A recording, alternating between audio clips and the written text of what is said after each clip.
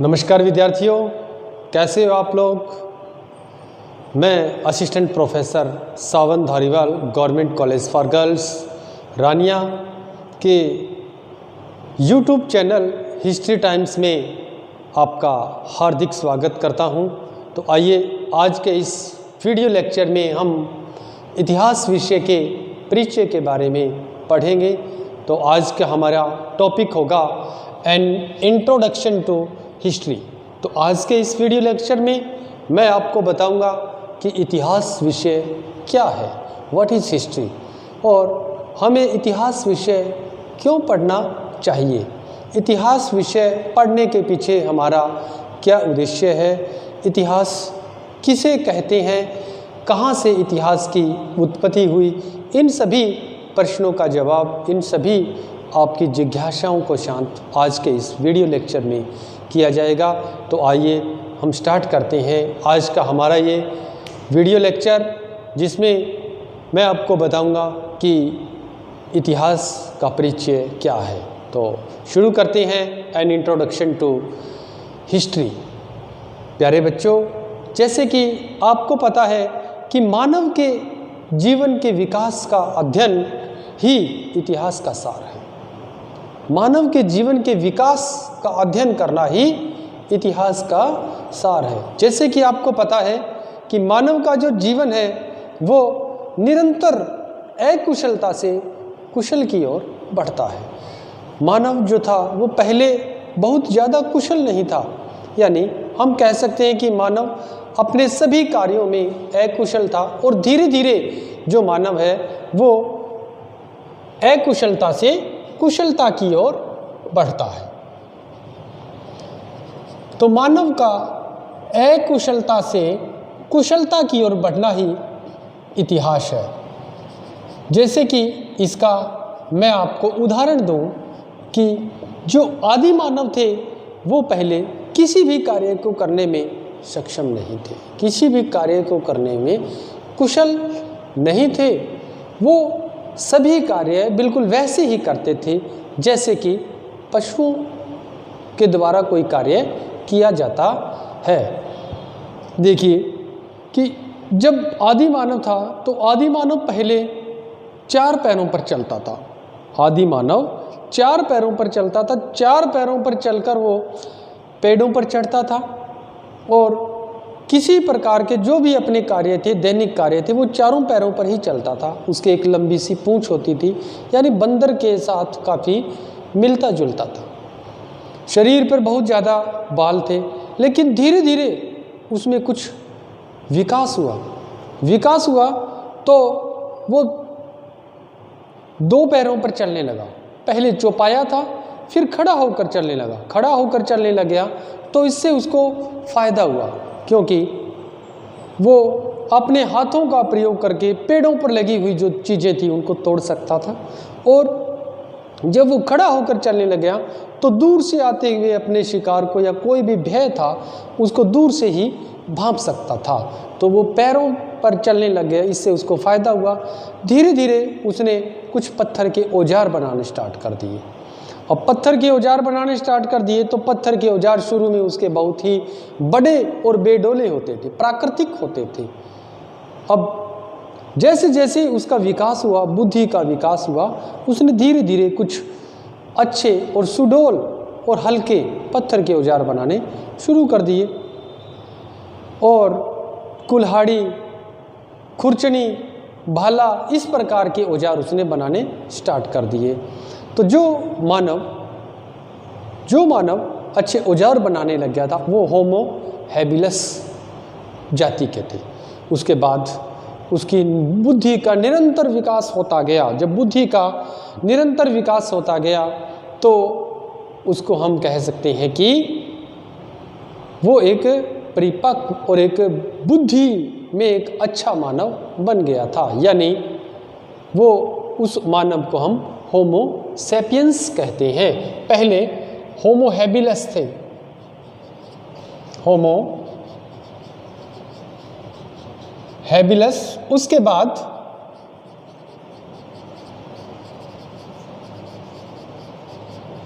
Homo sapiens. Homo sapiens मानव की प्रजाति आई। Homo sapiens वो मानव थे जो पूरी तरह से जिनकी बुद्धि का विकास हो गया, और बुद्धि का विकास होने से क्या है कि समाज का जो एक स्वरूप था वो धीरे धीरे विकसित होने लग गया था। जैसे समाज का जो विकसित होने लग गया स्वरूप था वो ही क्या है, एक इतिहास का रूप आता है, उसी को हम इतिहास कह सकते हैं। नेक्स्ट बात, हम इतिहास क्यों पढ़ते हैं? क्योंकि इतिहास पढ़ने से क्या है, अतीत की सफलताएं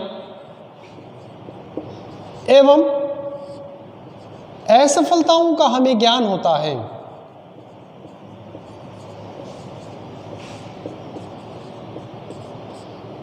इतिहास पढ़ने से हमारे पूर्वजों ने जो भी सफलताएं प्राप्त की थी, जो भी असफलताएं प्राप्त की थी, उन सभी सफलताओं और असफलताओं का हमें ज्ञान होता है कि जिन कार्यों को करने में उन लोगों ने जिन टेक्निक्स को प्रयोग किया था, उन टेक्निक्स के बारे में हमें जानकारी मिलती है, और उनको कितनी सफलता मिली, सफलता क्यों नहीं मिली, उसके भी कारणों का हमें पता चलता है, और उनको असफलता मिली तो क्यों मिली, और सफलता मिली तो उन्होंने किन कार्यों को किया था, किस प्रकार से किया था। यानी हमारे पूर्वजों के द्वारा प्राप्त की हुई सफलता और असफलता दोनों, प्राप्त की हुई सफलता और असफलता दोनों को ही आंका जाता है इतिहास में, और दोनों को जब हम इतिहास में देखते हैं तो हमें उनसे सीख मिलती है कि हमारे पूर्वजों ने जो गलती की थी हमें उन गलतियों को नहीं दोहराना है, और हमारे पूर्वजों के द्वारा जो की हुई गलतियां थी उनको संवारना ही, उनसे सीखना ही इतिहास कहलाता है। वैसे इतिहास तो उस समय से ही शुरू हो जाता है जब मानव जीवन की शुरुआत हो जाती है। मानव जीवन की शुरुआत होती है, उस समय से ही इतिहास शुरू हो जाता है। अर्थात मानव जब अपना पहला पैर या पहला कदम जब धरती पर रखता है, उसी समय से इतिहास की शुरुआत हो जाती है। क्योंकि मानव जब धरती पर अपना कदम रखता है, पैर रखता है, तो वो अनेकों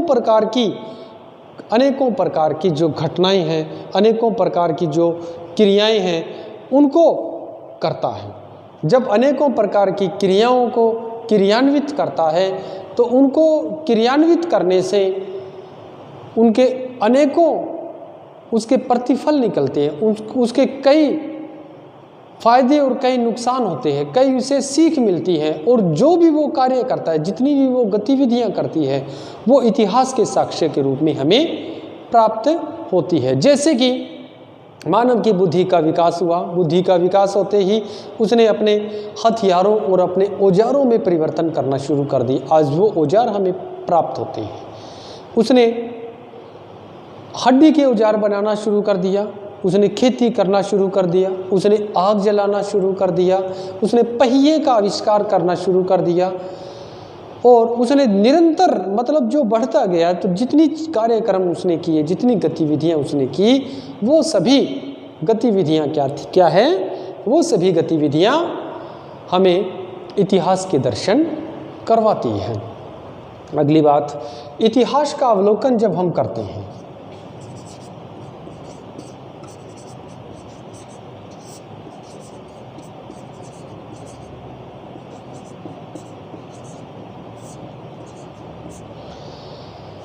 इतिहास का अवलोकन करने से हमारा वर्तमान जो समय है वो प्रकाशित होता है। वर्तमान समय प्रकाशित होता है, और भविष्य में हमें किस प्रकार के कार्य करने हैं, किस प्रकार की गतिविधियां हमें भविष्य में करनी हैं, उनके लिए हमें निर्देश प्राप्त होते हैं। तो इतिहास पढ़ना हमारे लिए अति आवश्यक है। इतिहास का एक बहुत ही प्रसिद्ध इतिहासकार है E.H. कार। E.H. कार एक बहुत ही प्रसिद्ध इतिहासकार है, जिनकी पुस्तक का नाम है व्हाट इज़ हिस्ट्री, इतिहास क्या है? EH-कार कहता है कि इतिहास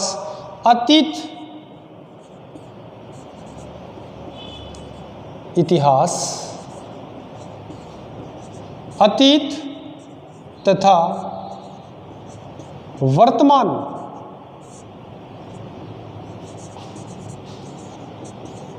के बीच अनवरत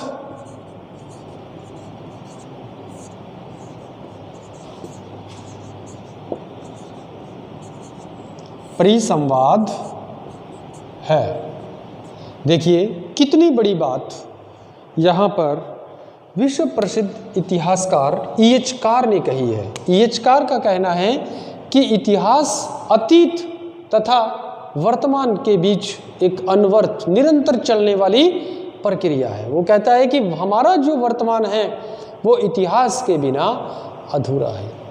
यहाँ तक कि जितनी भी हमारी दैनिक क्रियाएं हैं उन सभी दैनिक क्रियाओं में हमें हमारे इतिहास से सीखने को अनेकों बातें मिलती हैं। जैसे कि अगर हम किसी डॉक्टर के पास भी जाते हैं, अगर हम डॉक्टर के पास जाते हैं तो भी क्या है, डॉक्टर के पास अगर हम जाते हैं तो डॉक्टर हमारे केस की हिस्ट्री पूछता है कि आपको पहले क्या हुआ था, आप इतने दिन पहले कहाँ गए थे, आपने इतने दिन पहले क्या खाया था, किससे मिले थे। तो ये भी क्या है, वर्तमान समय को जानने के लिए हमारे इतिहास को जानना अति आवश्यक है। और अगर हम तरक्की करना चाहते हैं, अगर हम प्रगति करना चाहते हैं, अगर हम अपने किसी प्रोजेक्ट में सफल होना चाहते हैं तो हमें अपने इतिहास को जानना होगा।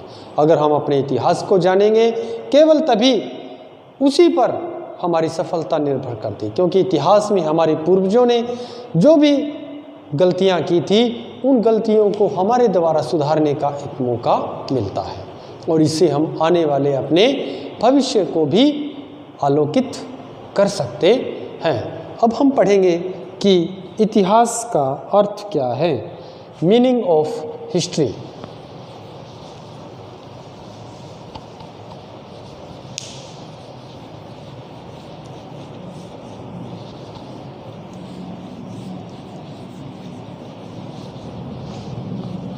देखिए हम जानेंगे कि इतिहास का अर्थ क्या है, मीनिंग ऑफ हिस्ट्री।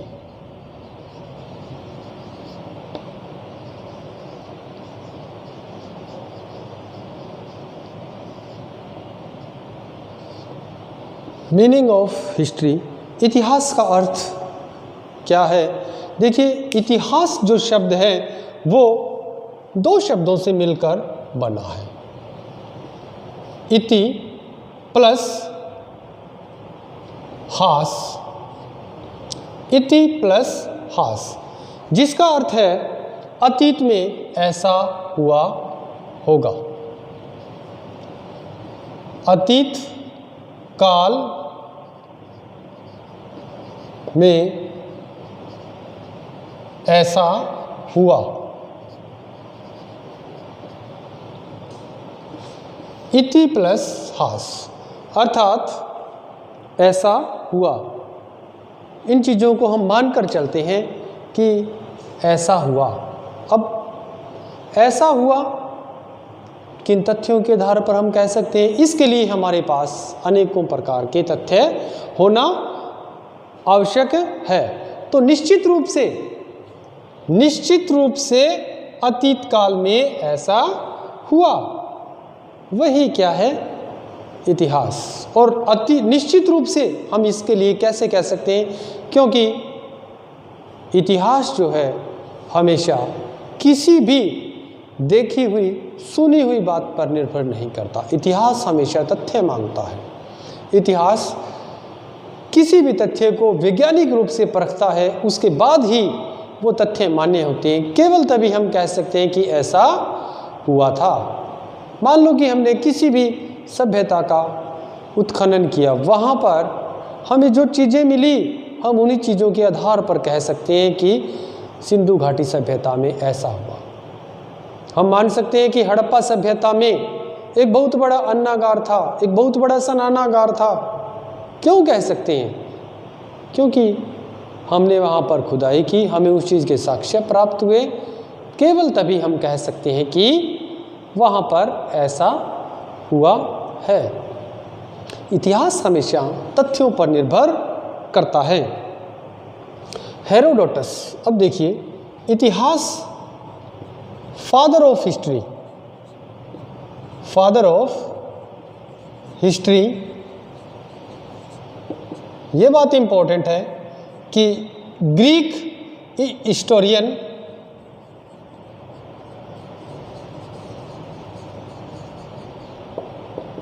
हिस्टोरियन यूनानी इतिहासकार हेरोडोटस, यूनानी इतिहासकार जिसका नाम था हेरोडोटस, और हेरोडोटस जो है वो उसी को हम इतिहास का जनक या इतिहास का पिता या फिर हम कह सकते हैं कि फादर ऑफ हिस्ट्री कहा जाता है, क्योंकि इतिहास इससे पहले कोई एक स्वतंत्र विषय नहीं था। जैसे यूनान में हिस्टोरिया शब्द है, हिस्टोरिया, यूनान में हिस्टोरिया यानी जो भी लोग खोज करते थे, अनुसंधान करते थे, जो लोग खोज करते थे, अनुसंधान करते थे, अन्वेषण करते थे, जो वाद विवाद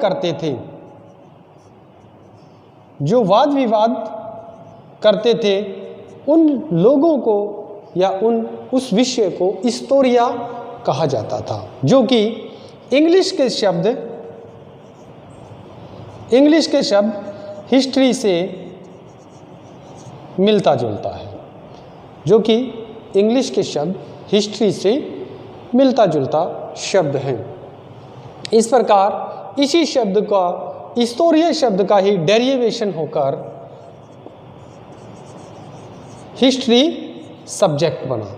हिस्ट्री मतलब इतिहास, इस शब्द का विकास हुआ और सबसे पहले हिस्ट्री विषय पर कार्य करना शुरू किया था वो व्यक्ति थे हेरोडोटस, जो कि ग्रीक हिस्टोरियन थे।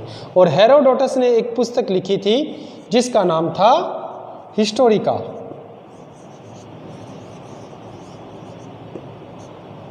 मूल रूप से हेरोडोटस की जो हिस्टोरिका पुस्तक है वो वर्तमान में उपलब्ध नहीं है, लेकिन उसके उद्धरण जो है वो अनेकों ग्रंथों में आज भी शामिल है। हिस्टोरिका इतिहास का पहला ग्रंथ माना जाता है, जिसको किसने लिखा? हेरोडोटस ने। Herodotus who is known as the father of history. Greek में इसे इतिहास का पिता या इतिहास में सबसे पहले इतिहास विषय पर कार्य करने वाला व्यक्ति कहा जाता है। इस प्रकार हम कह सकते हैं कि अतीत की घटनाओं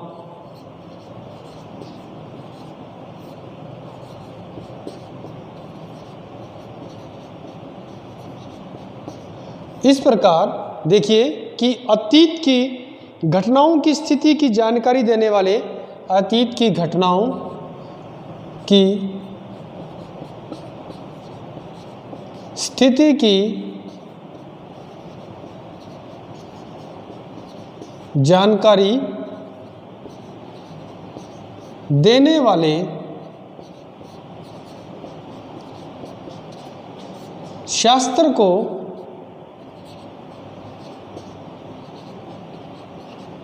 इतिहास कहते हैं।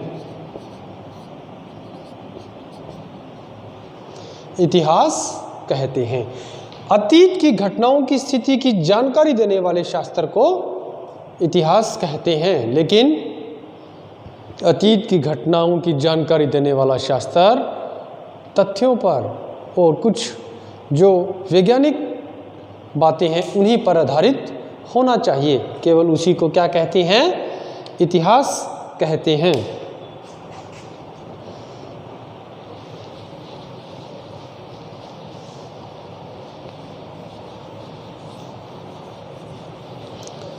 इसके बाद हम पढ़ेंगे division of Indian history, divisions of Indian history, या कह सकते हैं आप कि भारतीय इतिहास का विभाजन, भारतीय इतिहास का विभाजन। भारतीय इतिहास का विभाजन करने वाले कई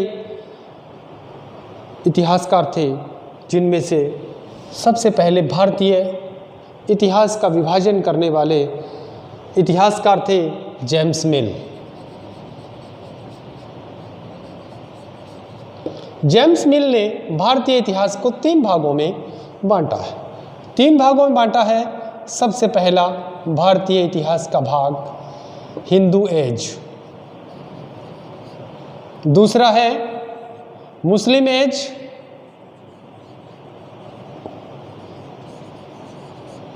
और तीसरा जो है भारतीय इतिहास का जो विभाजन किया उसने, वो करता है ब्रिटिश एज।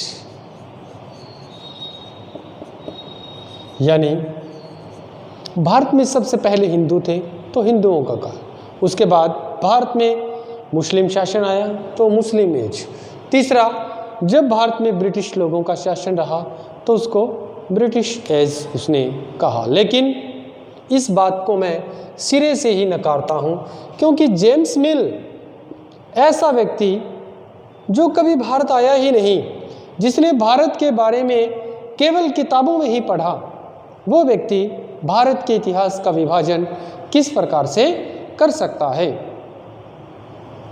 तो इसको सिरे से ही नकार दिया गया कि ये भारत के इतिहास का विभाजन नहीं हो सकता। और सबसे बड़ी बात कि इसने जो भारत के इतिहास का विभाजन किया था वो सांप्रदायिकता के आधार पर था।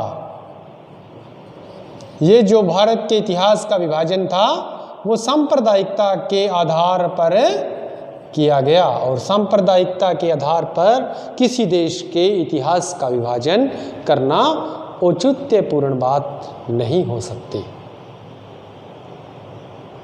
इसलिए भारत के इतिहास का विभाजन जो है वो ये करना एक तर्कसंगत बात नहीं थी, और भारत के इतिहास का जो विभाजन है वो बिल्कुल सही ढंग से करने वाले जो व्यक्ति थे उनका नाम था आर.सी.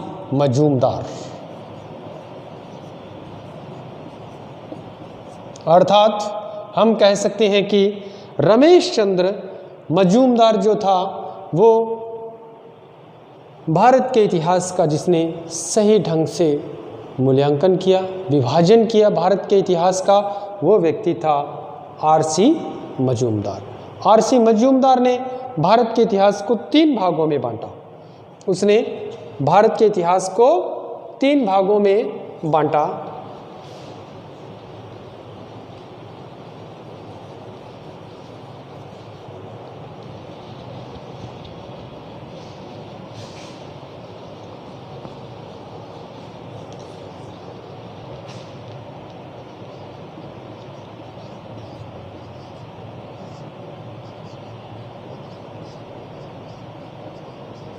भारतीय इतिहास, और भारतीय इतिहास को उसने 3 भागों में बांटा। और वो 3 भाग कौन से थे?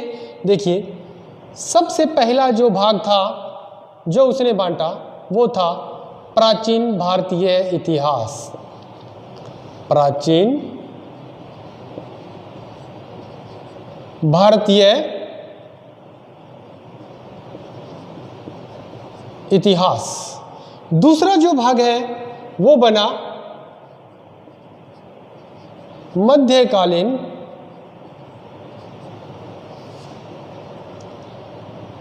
भारतीय इतिहास, मध्यकालीन। और तीसरा जो है वो है आधुनिक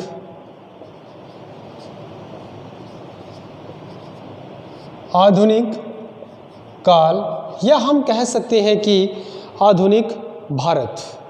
प्राचीन भारतीय जो इतिहास है वो प्रारंभ से शुरू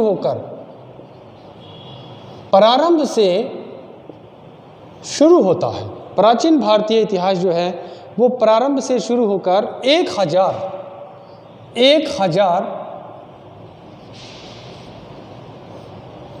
प्राचीन भारतीय इतिहास प्रारंभ से लेकर 1000 AD 1000 ईस्वी तक, और मध्यकालीन जो इतिहास है जब भारत में मुस्लिम एज शुरू हो गया था वो 1000 AD से लेकर 1707 ईस्वी 1000 AD तक माना जाता है। मध्यकालीन 1707 AD तक माना जाता है। 1707 में प्रसिद्ध मुगल जो शासक था औरंगजेब, उसकी मृत्यु हो गई थी। ये औरंगजेब की मृत्यु तक 1707 मध्यकालीन इतिहास। इसके बाद आधुनिक काल 1707 ईस्वी के बाद 1707 AD के बाद भारत से 1707 AD में भारत में जब ब्रिटिश शासन शुरू हो गया था, ब्रिटिश लोगों का हस्तक्षेप शुरू हो गया था, वहाँ से लेकर टिल इंडिपेंडेंस और टिल नाउ उस समय तक का जो इतिहास है वो इतिहास हमारे देश का कैसा माना जाता है? आधुनिक काल माना जाता है। अब हम पढ़ेंगे इसमें कि प्राचीन भारतीय इतिहास।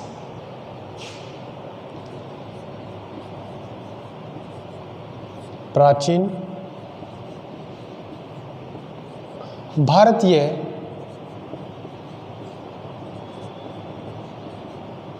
इतिहास।